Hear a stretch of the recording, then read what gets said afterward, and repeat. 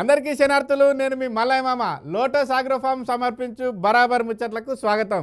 Lotus agro farming మీ చిన్న పెట్టుబడికి కోట్లు కురిపిస్తుంది. ముందుగాల తలకాయ వార్తలు చూసి అటనికి వార్తలలో పోదాం. అస్సలు పట్టించుకుంటలేరట అధికారులు, అందుకే అర్ధనగ్నంగా వచ్చింది ఆఫీస్కు. రోడ్డు కట్టంగా ముళ్ళ కంపలు, ఏడాది నుంచి ఇస్తలేరట రూపాలు. ఆటపాటలతో సాగర తీరం, ఈ కార్యక్రమం దేశానికే గర్వకారణం. వ్యవసాయం చేస్తున్న లీడరు, రైతుల కోసం కొట్లాడతాడట బరాబరు.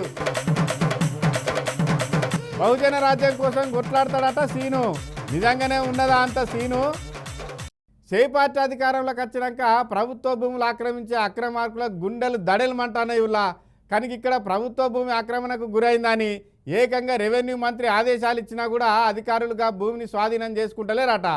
ఇంతగా ముచ్చట ఎక్కడ జరిగిందో మరి మీరు కూడా చూడులో పారి.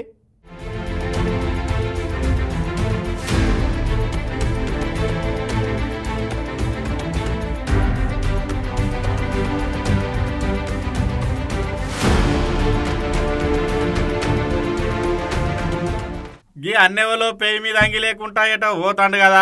ఆ అన్న ఆల్కం చూస్తా అంటే ఏదో గవర్నమెంట్ ఆఫీస్కే పోతాండు అనేది అర్థమవుతుంది. కానీ మరిగా అన్నకు వచ్చిన కట్టమేంది కావచ్చు. నువ్వులా ఎవరన్నా అర్ధనగ్న ప్రదర్శన చేస్తే ఎందుకు చేస్తారు?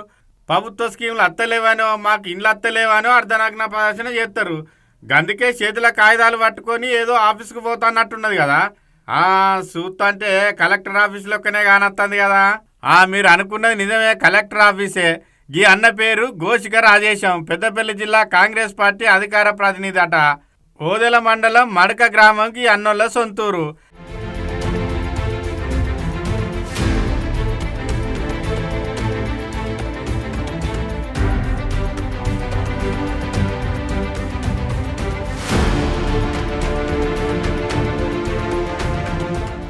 అయితే ఈ అన్న అర్ధనగ్న ప్రదర్శన చేసేది మాత్రం ఆయనకి ఇల్లు రాలేదనో పెన్షన్ రాలేదనో కాదట.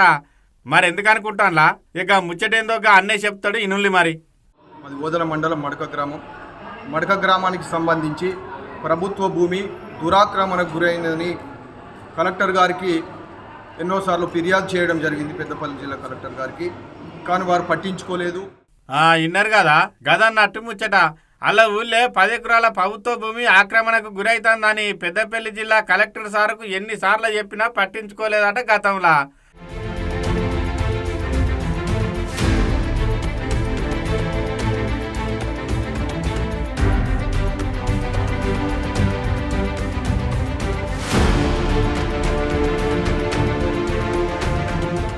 ఇక గిట్ల అయితే కుదరదని రెవెన్యూ మంత్రి సార్కు ఫిర్యాదు చేయంగానే మంత్రి గారు గరమయ్యే వరకల్లా అద్దురాళ్ళు వేసిండ్రటగా ప్రభుత్వ భూమికి. కనుక భూమిని మళ్ళా అద్దురాళ్ళు వీకేసి అక్రమంగా సాగు చేసుకుంటానని మళ్ళా కలెక్టర్ సార్కు ఫిర్యాదు చేసినా పట్టించుకుంటా లేడని మేము రెవెన్యూ మినిస్టర్ గారికి ఫిర్యాదు చేయడం జరిగింది. వారు ఆదేశాలను జారీ చేశారు. వారి ఆదేశాల అనుసారం జిల్లా కలెక్టర్ గారు ఓదెల మండల రెవెన్యూ సిబ్బంది సర్వేయర్ ద్వారా, పోలీసు వ్యవస్థ ద్వారా అక్కడ నిర్ధారించారు. 10 ఎకరాలు, సుమారు 10 ఎకరాల భూమి అక్కడ దురాక్రమణకు గురైంది అనేటువంటి నిర్ధారించారు. అక్కడ హద్దురాళ్ళు అదే క్రమంలో సర్వేర్ గిట్ట ఎంఆర్ఓ వారి ఆధ్వర్యంలో హద్దురాలను ఏర్పాటు చేసి కనీలు పాతడం జరిగింది. కానీ మళ్ళీ దురాక్రమణదారులు యథావిధిగా కనీలను పీకి పారేసి మళ్ళీ భూమి సాగు చేసుకుంటున్నారు. ఈ క్రమంలో మళ్ళీ మేము జిల్లా కలెక్టర్ గారికి ఫిర్యాదు చేయడం జరిగింది. అయినా కూడా వారు నిర్లక్ష్యం వహించారు.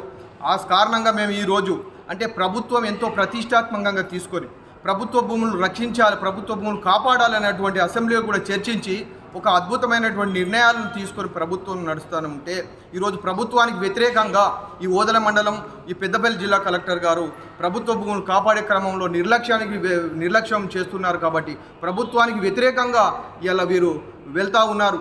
అంటే సుమారు 3-4 కోట్ల విలువ చేసేటువంటి భూముల్ని ఇలా దురాక్రమణకు గురైతే నిర్ధారించిన తర్వాత కూడా వారిని కాపాడలేకపోతున్నందుకు వీరి ఉద్దేశం, దీనికి వెనుక ఉన్నటువంటి మతలాభం ఏంటిదని చెప్పేసి ఇక గిట్లా అర్ధనగ్నంగా నన్ను వచ్చి కలెక్టర్ సార్కి మళ్ళొక్కసారి ఫిర్యాదు చేస్తే ఇది మీడియా దృష్టిలో పడి ప్రభుత్వం దృష్టికి పోతే సీరియస్గా తీసుకుంటారని గీతీర్లో నిరసన చేసుకుంటా వచ్చిందన్నట్టు. కలెక్టర్ సార్ స్పందించి ఇప్పటికైనా ప్రభుత్వ భూమిని స్వాధీనం చేసుకుంటారో లేరో చూడాలమనటానికి ముచ్చట తెలిసిన జనాలు.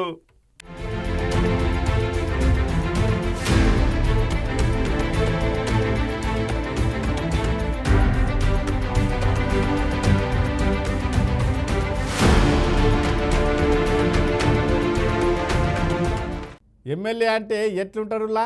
ఖద్దరు బట్టలు, ఏసీ కారు, చుట్టూ 10 మంది జీతగాళ్ళు, ఏసీ రూమ్లో ఏడికి పోయినా చుట్టూ జనాలు, ఇట్లా పెద్ద లెవెల్ ఉంటుంది కదా. కానీ ఈడ ఓ ఎమ్మెల్యే ఎంత సింపుల్గా పని చేసుకుంటాడో చూడుండ్రి.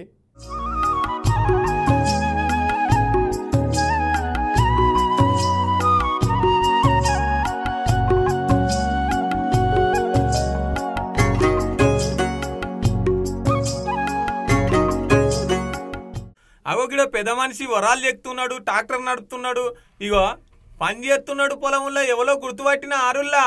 ఓ కెమెరా అన్న జర దగ్గర పెట్టి చూపెట్టు. అగ్గో చూసిరు కదా మందుల సామేలన్న, తుంగతుర్తి ఎమ్మెల్యే. అగో ఎమ్మెల్యే అయ్యిండు కూడా పొలం పనులు ఎట్లా చేస్తున్నాడో.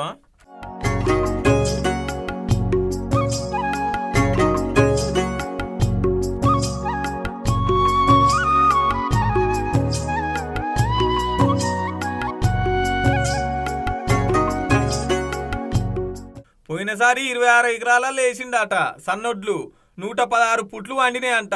మస్తు లాభం వచ్చిందట. అగో అందుకనే ఈ ఏడు కూడా 20 ఎకరాలలో వేసిండంట. పోయినసారి 18 లక్షల దాకా ఖర్చు అయితే ఈ 8 లక్షల దాకా వచ్చినాయట ఖర్చు, అటో ఇటో ఇంత పోంగా. ఇక మొత్తం సార్కు 3.5 ఎకరాల దాకా సొంత భూమి ఉందట. మిగతాదంతా కౌలుకు తీసుకొని పండిస్తుండట.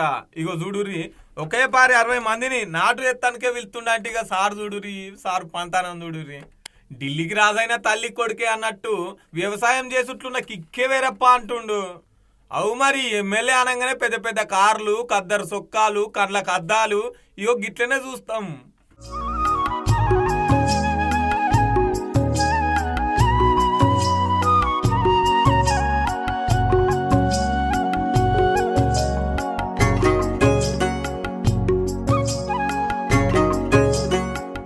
కానీ ఈ ఎమ్మెల్యే కొద్దిగా డిఫరెంట్ ఉండాలే. అవు మరి రైతుల కష్టాలు తెలవాలంటే పని చేయాల్సిందే కదా. అప్పుడైతేనే వాళ్ళ సమస్యలు ఏందని అర్థమవుతాయి. అందుకే స్వయంగా తెలుసుకునే తందుకే గీ పని చేస్తుండు. ఇప్పుడే కాదు, సారు మొదటి నుంచి రైతు బిడ్డనే. అటు చట్టసభల పబ్లిక్ గురించి గట్టి కొట్లాడతాడు, మళ్ళీ ఇంటికి వచ్చి ఇట్లా వ్యవసాయం చేసుకుంటాడు.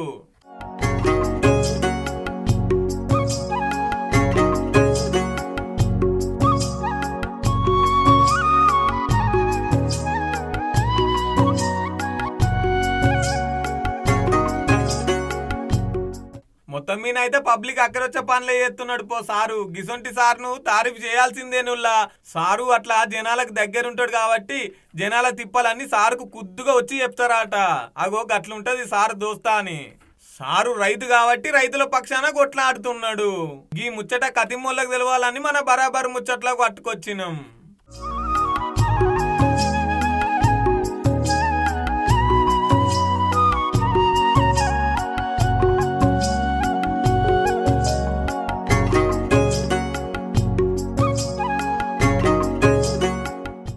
ఓర్ని గింత అన్యాయం చేస్తారులా. అరే అవ్వ ఒక్కతున్నదా అని అడిగేటోళ్ళు ఎవ్వరు లేరు అని ఎట్లా పడితే అట్లనే చేస్తే నడుతుందా? ఇవాళ కాకపోతే రేపైనా తిరగబడతారు కదా. అగో గట్లనే గీడ ఒక అవ్వ ఏం చేసిందో మీరే చూడండిగా.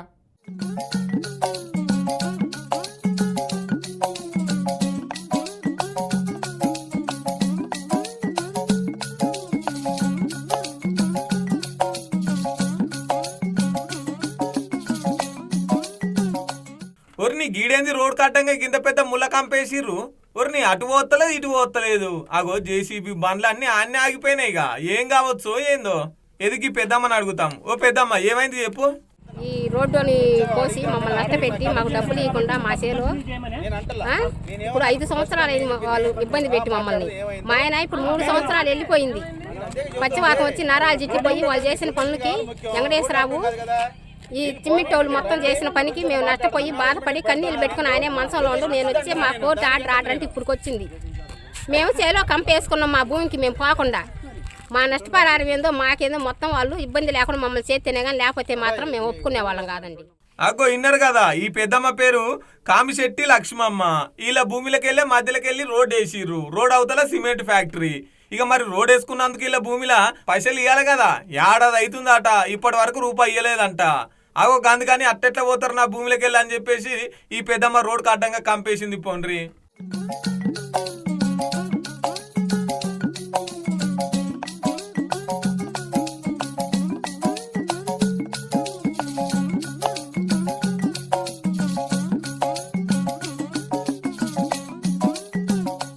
అవతల శ్రీ సిమెంట్ ఫ్యాక్టరీ ఉంది. మరి పైసలు ఇవ్వాలగా ఈ అమ్మ భూమిలోకి వెళ్ళి పోతున్నందుకు, రోడ్ వేసుకున్నందుకు ఇయ్యలేదట. ఇక మీదికెళ్ళి ఈ పెద్దమ్మ కోర్టు పోయి కోర్టు ఆర్డర్ కాపీ కూడా తెచ్చుకున్నది. అయినా కూడా దాన్ని కూడా లెక్క ఎత్తలేరు. ఇక ఏం చేయాలని చెప్పేసి పెద్దమ్మ మొత్తం మీద అయితే ముళ్ళకం పేసింది. ఇగో అమ్మ ఒక్కొక్క తీరు గోస కాదు పోండ్రి. ఎవరు వచ్చినా కానిస్టేబుల్ ఎస్ఐ గారు వాళ్ళు వచ్చి ఆర్డర్ తెచ్చుకోండమ్మా మీరు ఎట్టు చేసి ఎట్టాండ్రు. ఒకసారి రోడ్డు తీపిచ్చిను, మళ్ళా పోపిచ్చండ్రు. వాళ్ళ ఇష్టం వచ్చినట్టు ఊళ్ళో పొలిటికల్ పెద్దలు ఈసీసీ మింటోళ్ళు మొత్తం ఇది చేసిపోయినరు. మమ్మల్ని తీరని నష్టం పెట్టినరు. చివరికి నా బొట్టు ఒక్కటి మిగిలింది, మంచంలో ఉంటాను, ఏం లేదు. మమ్మల్ని మా కుటుంబమే ఆరిపోయారండి వాళ్ళు. ఏడాదంటే జగనాల్ ప్రభుత్వం ఉన్నప్పుడు అనుకుంటా. మరి కొత్త ప్రభుత్వం ఏర్పడినాకనన్నా పైసలు రావాలే కదా. అగో మరి వాళ్ళకి సపోర్ట్ చేస్తున్నదేవలో, ఎందుకు వాళ్ళు అట్లా దర్జాగా మంది భూమిలోకి వెళ్ళి పోవుడేందో.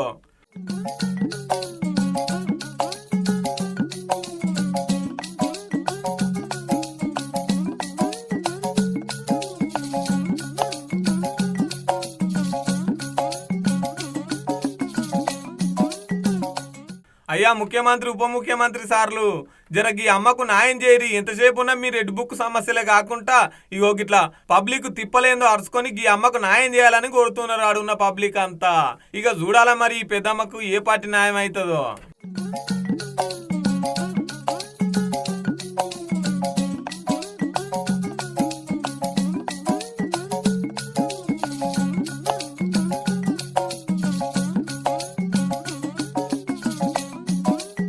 మా పీతర్ పైల్వాన్ సీనిగాడు ఏ సందులల్లా తిరుగుతాడో పిలుద్దాం మరి. శ్రీనివాసు, ఓరి శ్రీనివాసు. వీడు ఫోన్లో మూతి పెట్టినంటే వాని మీద కుక్కుచ్చబోసినా సోయి ఉండదు బాడకావు గానికి. ఓరి వారి సీనిగా. ఏంది మామ, నేను భయపడ్డా కాదే. ఏమున్నదని చూస్తాను గంతగానం ఫోన్లా? మా అక్క నిన్న నిజామాబాద్ పోయి పెద్ద మీటింగ్ పెట్టిందే, గాడికి మస్తు మంది వచ్చిర్రు, గదే చూస్తానా. అట్లనా? గా మీటింగ్లో మీ అక్క ఏం మాట్లాడిందో చెప్పు ఒక్కసారి. సర్కారు మీద గట్టి గరమైంది మామ. 2025 జనవరి 3 తారీఖు నుంచి బీసీల కోసం గట్టిగా పోరాటం చేస్తుందట. ఇక మా పార్టీకి పూర్వవైభవం వచ్చుతున్నట్టే. అబ్బా, వెనుకటికేదో సామెత ఉండేరా, 100 ఎలుకలు తిన్న పిల్లి తీర్థయాత్రలకు పోయినట్టే ఉన్నదిరా మీ వ్యవహారం. ఏంది మామ పుచ్చుకున్న గంత మాట అంటే మా అక్కను? మరి లేకపోతే ఏందిరా, అసలు స్థానిక సంస్థలలో 35% ఉన్న బీసీ రిజర్వేషన్లను 18% తగ్గించిందే మీ అక్కోళ్ళ బాపు. మరి గప్పుడు బీసీల గురించి మాట్లాడని మీ అక్క ఇప్పుడు ఏం ముఖం పెట్టుకొని బీసీ ఉద్యమం చేస్తుందిరా? ఇంకేమన్నది చెప్పురా. ప్రభుత్వాన్ని ప్రశ్నిస్తే కేసులు పెడుతున్నారు. గా బెదిరింపులకు భయపడేదేలే, మాది భయపెట్టే బ్లేడ్, భయపడే బ్లేడ్ కాదనుకొచ్చింది మామ. అరే సీనిగా, కేసుల గురించి మాట్లాడే హక్కు అయితే మీ వాళ్ళకి అస్సలే లేదురా. ఎందుకంటే నేరెళ్ళ దళిత యువకులను 3వ డిగ్రీ ప్రయోగించి పక్క బొక్కలు ఇరగొచ్చింది మీ అన్నే కావచ్చు. ఓర్ని నిజమే మామ, నేను మర్చిపోయినా. గదొక్కటే కాదు, నీకు యాదికి లేని, నీకు తెలియని మస్తు ముచ్చట్లు గుర్తు చేయాలి నీకు. అట్లనా? ఏంటి చెప్పు మామ.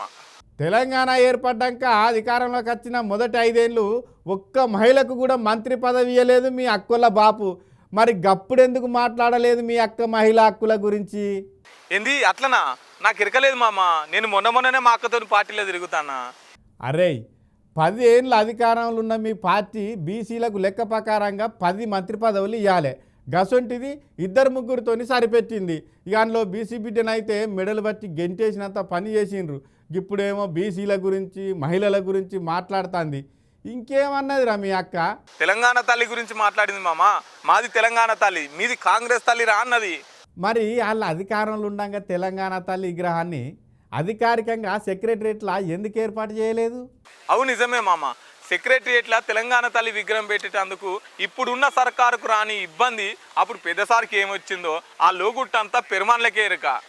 లోగుట్టు లేదు, నా లొట్ట పీసు లేదు రాంచనేమో. ఉద్యమం నడిచిన సమయంలో మీ పెద్దసారి చెప్పినట్టుగా మీ అక్క రూపంతో తెలంగాణ తల్లి విగ్రహాన్ని తయారు చేసిందని పుకార్లు పుచ్చే వరకల్లా సెక్రటరియట్లో గా విగ్రహం అధికారికంగా నిలబెట్టాలంటే కొన్ని చేర్పులు మార్పులు చేయొత్తదని మీ పెద్దసారికి ఎరికే గందుకే ఏర్పాటు చేయలేదన్నట్టు. ఊరి అందులో అంత మాతలాగా ఉన్నదా? అయినా నువ్వేనన్నా చెప్పు మామ, బీసీల పోరాటం మా అక్క పక్క సక్సెస్ చేస్తుంది. బీసీలు అంతా మా అక్కేమటే ఉన్నారు, మేము మళ్ళా అధికారులకు వస్తాం పక్కా. సరే నువ్వన్నట్టే బీసీలు మీ ఎంబడి ఉండాలంటే పార్టీ అధ్యక్షునిగా బీసీని పెట్టమను. గా బీసీ నాయకున్నే బీసీ పోరాటానికి ముందు నడుమని అడుగు. అగో గట్ల అయినాక మా పెద్ద సార్తోని, మా అన్నతోని, మా అక్కతోని, మా హరీష్ అన్నతోని బీసీలకు ఏం పని ఉంటుంది ఇంకా? అరే ఇప్పుడు నువ్వు చెప్పిన పేర్లల్లా ఒక్కరు కూడా బీసీ కాదా? మరి బీసీలు మీ ఎంబటి ఎందుకు రావాలి? ఓ మామ, బీసీలనే ముఖ్యమంత్రి చేసి అవసరం అనుకుంటే రాష్ట్రాన్నే పెద్ద సార్ కుటుంబం కావాలంటది. అబ్బా రే, నువ్వు ఈ కావాలనే ముచ్చట గుర్తు చేసినందుకు నువ్వు దగ్గరుండేది ఉంటే మెచ్చుకొని మెడల మీద వేసుకుందరు అల్లుడు. ఎందుకే మామ, నువ్వు నన్ను ఎప్పుడు తిట్టిందే తప్ప మెచ్చుకున్నది లేదు. గా కావాలని ముచ్చట్ల గంత రహస్యం ఏముందో చెప్పు. గా ఒక్క ముచ్చటతోని తెలంగాణ సమాజం ఎట్లా మోసపోయినరో ఇప్పుడిప్పుడే రాజకీయాలకు వచ్చే మీ అసొంటి వాళ్ళకు గుర్తు చేద్దామని రా. అట్లనా? గా ముచ్చటకు నీ జీవితం ఆగమైతందుకు లింకేందో చెప్పు మామ. నాకు ఆ ముచ్చట వినాలని బాగా ఉబ్బా అవుతలేదు. ఫస్ట్ చెప్పు ముచ్చటేందో. ఉద్యమం నడిచే రోజులలో మీ పెద్దసారు తెలంగాణ ఏర్పాటైనాక ఇంచుకో ఉద్యోగం వస్తుంది, దళితున్నే ముఖ్యమంత్రిని చేసి నాకు ఏ పదవి తీసుకోకుండా రాష్ట్రానికి కావలి కుక్కలెక్కుంటానన్నాడు. గా ముచ్చట నమ్మి సకల జనులందరూ కొట్లాట మొదలుపెట్టి 1200 మంది అమరులైతే తెలంగాణ రాష్ట్రం ఏర్పాటైంది. కానీ అటెంకా ఈయన ఒక్కని వల్లనే తెలంగాణ ఏర్పాటైనట్టుగా మమ్మల్ని ఒక్కలను కూడా దగ్గర రానియలేదురా. మాకేమో కూటికి లేదు, వాళ్ళేమో కోట్లకు పడగలెత్తిరి. అగో గట్లన్నాడా? దళితుని ముఖ్యమంత్రి చేస్తా అని చెప్పి 10 ఏళ్ళు ఆయనే కుర్చీలో కూర్చుండా. ఇప్పుడు మళ్ళా బీసీ ఉద్యమం మొదలు పెట్టి వాళ్ళే కుర్చీలో కూర్చుంటారు, సీఎం కుర్చీలు అన్నట్టు. గిట్ల అయితే నేను ఇక వేరే పార్టీలోకి వెళ్ళిపోతా. ఇక నేను ఉండా. ఓరి వారి, ఏ పార్టీలో చూసినా బహుజన వర్గాలను మోసం చేసేటోళ్ళే ఉన్నారా. నా చిన్నప్పటి నుంచి చూసుకుంటూ వస్తున్నా కదా, గందుకే బహుజనులంతా ఒక్కటై బహుజన నాయకత్వం ఏర్పాటు చేసుకొని బహుజన రాజ్యం తెచ్చుకోవాలి. కానీ గాళ్ళ నాయకత్వంలో మనకెందుకు న్యాయం జరుగుతుందిరా? మీరు మా లెక్కనే వాళ్ళెనక వీళ్ళెనక తిరిగి మోసపోకుండ్రి. అవు మామ, నువ్వు అన్నది కూడా నిజమే. మన ఓట్లు మనం వేసుకోవాలి, మన రాజ్యాన్ని మనం వేలుకోవాలి. నేను ఇప్పటి నుంచి గదే పని మీద ఉంటా. బాయ్, పోయొత్తా. చూసిండు కదా, రాష్ట్రంలో జరిగిన కులగణన లెక్కలు బయట పడ్డాక ఇదే ఉద్యమం మొదలవుతుందని రాష్ట్రంలో అక్కడక్కడ మంది ముచ్చట్లు పెట్టుకుంటారు. చూడాలి మరి రాబోయే రోజులలో రాజకీయాలు ఎట్లుంటాయో. ఇక మన భారతదేశం అంటేనే కళలకు పుట్టినీళ్ళు కదా. ఎన్నో రకాల ఆటలు, ఎన్నో రకాల పాటలు. గన్ల అతి కష్టమైంది కూచిపూడి నాట్యం. మరి గసొంటి నాట్యం దేశంలో ఉన్న వాళ్ళంతా ఒకతానే ఆడితే ఎట్లుంటుందో తెలుసా? ఇగో గీడ ఆడుతాండ్రు, మీరు కూడా చూడుండ్రి.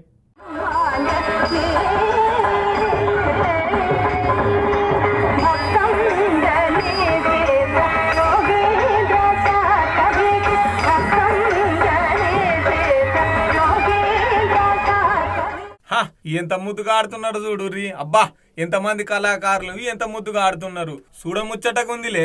ఇగో ఇంతకి ఇది ఏడైతుందో చెప్పలేదు కదా.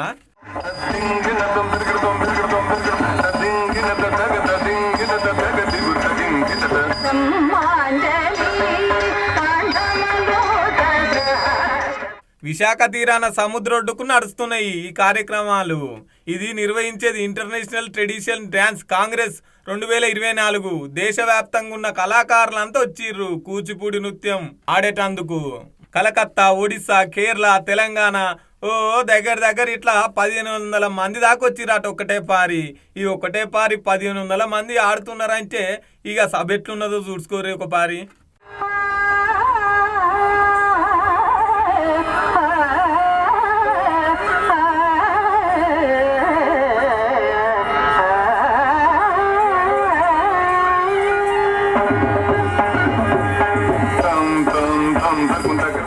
విశాఖ బీచ్ ఎంజా పార్కులో నడుతుంది ఈ కార్యక్రమం. మన దేశంలో ఉన్న కళలన్నీ బయట ప్రపంచ దేశాలన్నీ చూస్తానికి ఇదో పెద్ద వేడుక అనుకోవచ్చు. ఆడోళ్ళు మొగోళ్ళు అందరు వచ్చి ఆడుతున్నారు. పబ్లిక్ కూడా బాగానే వస్తున్నారు ఈ ఆటను చూసేటందుకు. యోగి అన్నని అడుగుదాం ఎట్లెట్లా అవుతుంది అనేది. చెప్పానా? కూచిపూడి నాట్యాన్ని సుమారు 1500 మంది కాళ్ళకు గజ్జలు కట్టుకుని సాగరని సాక్షిగా కూచిపూడి నాట్య పతాక స్వర్ణోత్సవ వేడుకలకి అద్భుతమైనటువంటి నీరాజనాలు ఇచ్చారు.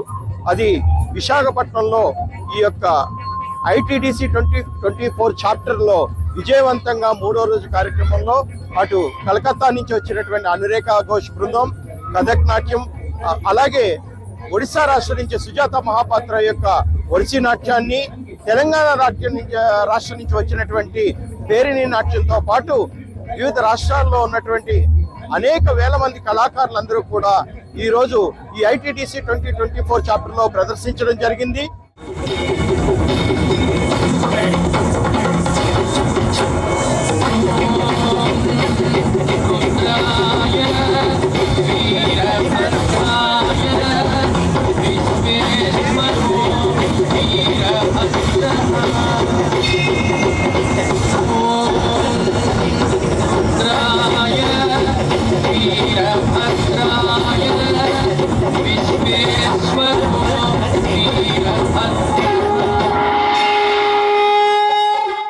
అగ్గో విన్నారు కదా, 3 రోజుల నుంచి నడుతున్నాయంట. ఆదివారం కాబట్టి ఫైనల్ అయ్యింది. ఇక చూడాలి మరి ఫైనల్ ఎవరు గెలిచిర్రు ఏందనేది. 1500 మంది సముద్రొడ్డుకు ఒక్కపారి ఆడుతుంటే స్టేజ్ అంతా కలకల ఆడిపోయింది పొండ్రి. ఈ నడుమ యువత అంతా సినిమాలకు అలవాటు పడి, జల్సాలకు అలవాటు పడి ఎక్కువ ప్రోత్సహిస్తలేరు. కానీ గిసొంటి కళలు దేశ ప్రగతిని చాటుతాయి కదా. ఇసొంటి కళల్ని సర్కారోళ్ళు సపోర్ట్ ఇచ్చి జరిపియాలే.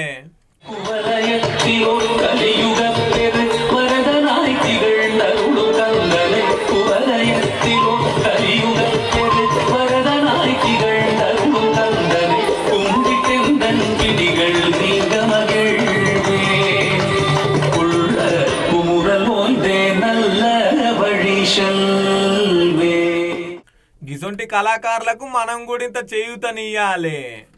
పెద్ద నృత్యకారులు వచ్చి పాల్గొన్నారంట. గిసొంటి కార్యక్రమాలు అంతటా జరగాలని కోరుతున్నారు గీ ముచ్చటరికైన పబ్లిక్.